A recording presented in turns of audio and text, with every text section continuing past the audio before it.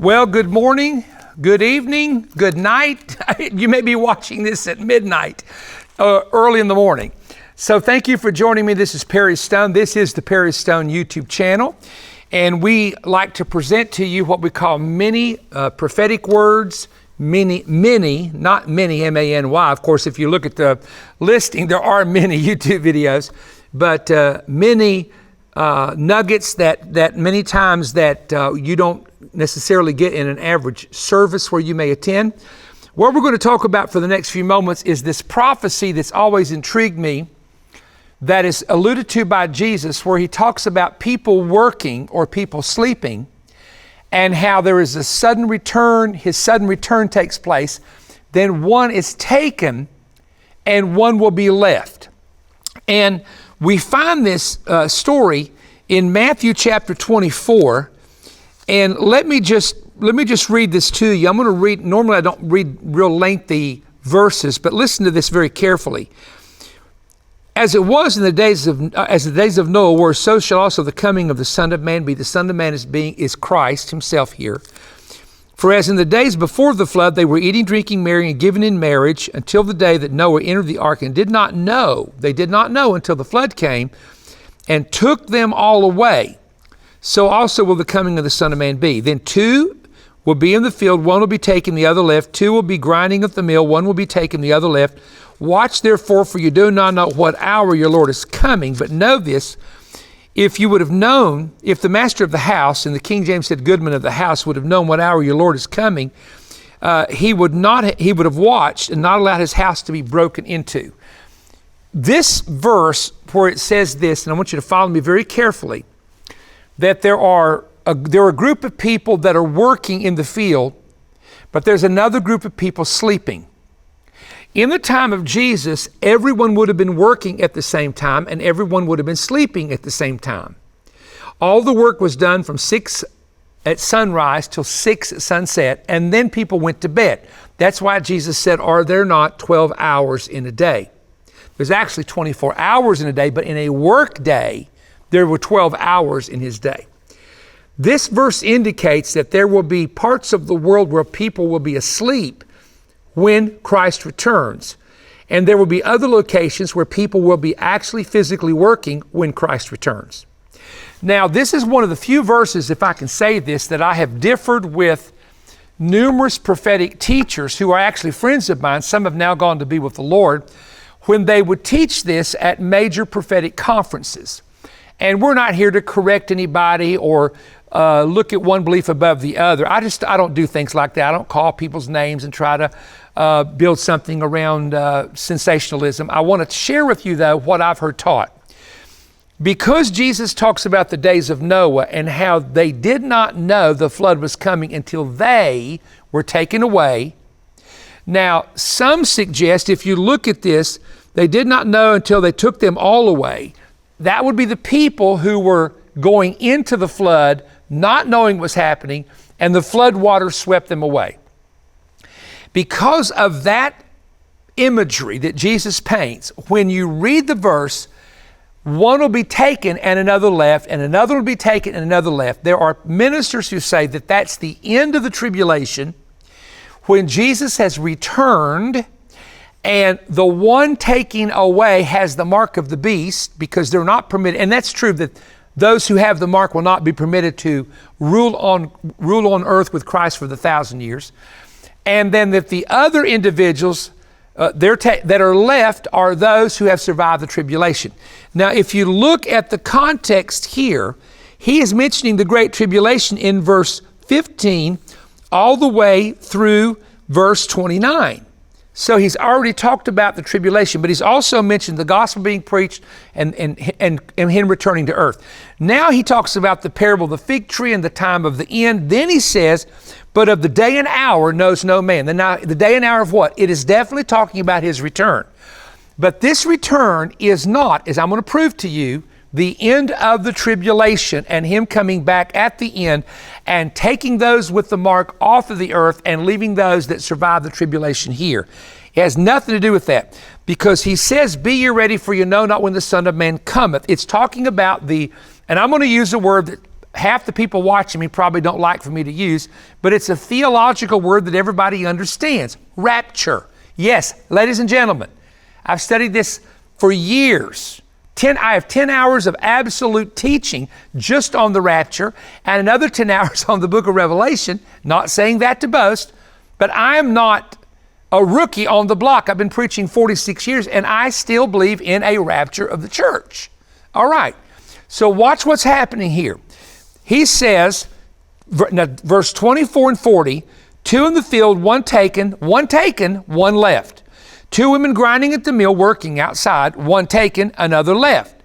He even says in Luke 7:26, 2 were in one bed, one taken, and the other left. Now, the problem I have with this idea of the one taken has the mark and the one that's working with them, sleeping with them, has not taken the mark, that doesn't even make good sense. Because how can there be one that has the mark that knows they're going to be doomed and the other person did not take the mark, yet they're working in a field grinding together? There's going to be huge food shortages in the tribulation, and you take the mark of the beast in order to eat.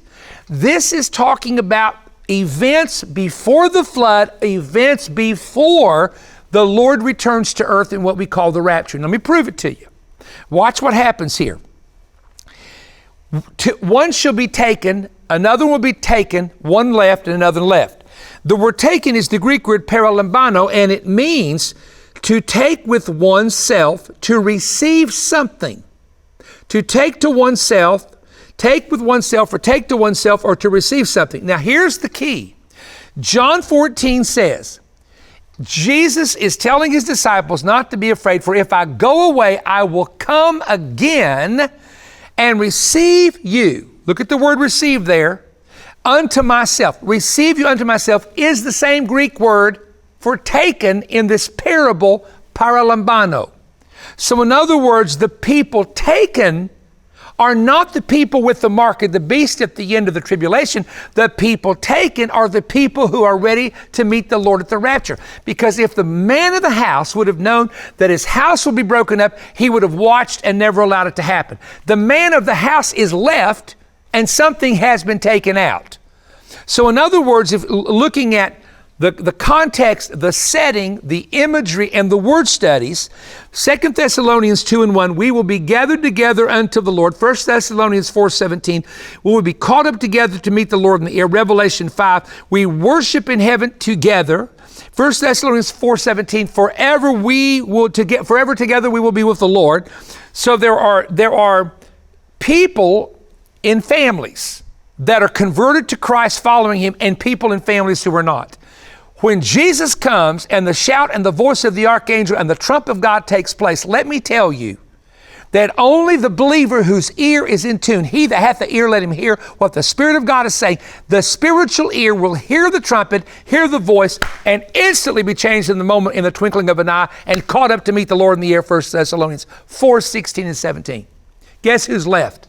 The person who did not have a covenant with Christ.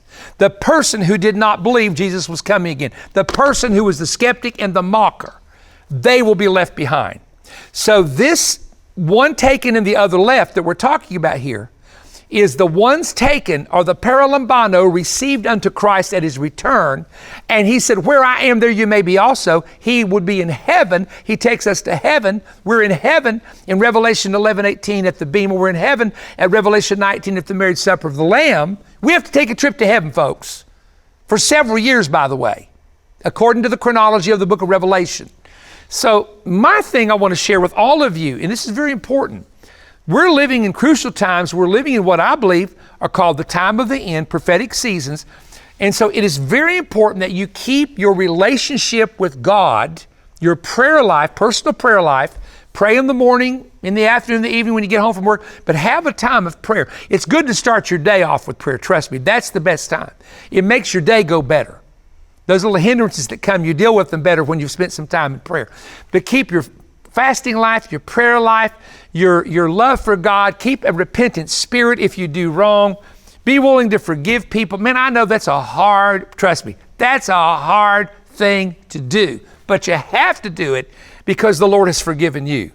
and be one of those that's taken and not one of those that's left. And unto they that look for him, he shall appear a second time without sin unto salvation. So that's my little mini M-I-N-I Bible study for you today. And we're going to be doing a lot of teaching in the very near future on numerous subjects. We always sit here, but we're getting ready. I've had a real strengthening come into my body recently after some long struggles. I'm so grateful for that. I go all day long without a dip, all day long and just go home, and after 14 hours, I'm still strong. To God be the glory. I feel like I'm being rejuvenated by the Lord. But let me say this to you. We're going to be doing some outdoor things. We're going to be doing some things in automobiles. We're going to be traveling some. And the Lord willing, when we go on our Israel trip this year, we're going to be taping a number of YouTube videos live on location, behind the scenes, off the beaten track in Israel. You're not going to want to miss those. And so that's why I want to encourage you to subscribe to the channel. And you hear everybody say this, I know that. But subscribe to the channel. Always give us a thumbs up so that you will be able to help us to reach more people, okay? Now, we always share something with you at the end of my teaching, so keep watching, and we do appreciate you. Keep watching the Manifest telecast and join us in any area meeting when we're coming into your area. Thank you so much. Did you know that many people are inheriting their ancestors' demonic attacks? What is the root problem when you can win a public battle, but you keep losing your private struggles when no one is watching? How can you drive out of your life spirits of depression and cutting and mental thoughts of suicide? Is there a way to get your mind back when you feel like that you are, as David said, at wit's end? Are there cracks in your faith? Is life full of continual physical, mental, emotional, and spiritual defeats? Folks, I want to teach you how you can learn spiritual warfare strategies from the battle tactics of famous military leaders, that when you apply these same strategies, they work in the spirit realm. I will explain how a scandalon is designed to crack and weaken your faith. How will you overcome the biggest test that Satan sends you in your entire life? Discover how you can wear a shield of favor in your daily life. If you feel faint, weak, afraid, or faithless, you absolutely must read my 251-page landmark book, There's a Crack in Your Armor. Instead of losing all the time your spiritual, physical, mental, and emotional battles, go through these 17 detailed chapters loaded with spiritual and practical revelation and get ready to turn the battle forever and move it in your favor. I'm also going to include my 2-hour audio CD teaching. I think it's the most important message all year long, what I have learned about spiritual warfare in my lifetime. The Lord impressed me to teach you what the Holy Spirit has taught me for the past 48 months or so, and expose Satan's deception and his plots, and explain how God's counterattack strategies will work if you apply them. Don't use the wrong weapon for the wrong battle. God has provided all that you need for each battle engagement. The book and CD are now available to the body of Christ. It doesn't matter what denomination you are or if you go to church or not. This is a resource that I think will bless you immensely. The book and the CD are available for your donation of $35 or more. Order by calling 1-888-21-BREAD, or you can go online at perrystone.org and order that way. Or if you would prefer to send it through the mail, you can send a check to Perry Stone Ministries, P.O. Box 3595, Cleveland, Tennessee 37320. This teaching and instruction is needed right now. I have never seen more people engaging in weird warfare and under mental assaults of the powers of the enemy. Folks, we have the weapons, we have the tools. God has given us the insight, and I want to take what I've learned, 46 years of ministry, what He has taught me, and get it into your hands to help you be an overcomer. I'm looking forward to hearing from you. If you enjoyed this YouTube content, there's an important website you should know about, perrystone.org. Perrystone.org is an essential resource for the latest books, audiovisual presentations, and digital products from Perry Stone Ministries. Resources that cover the same kinds of topics discussed in the program you just watched. Stop in and see all that's available at perrystone.org.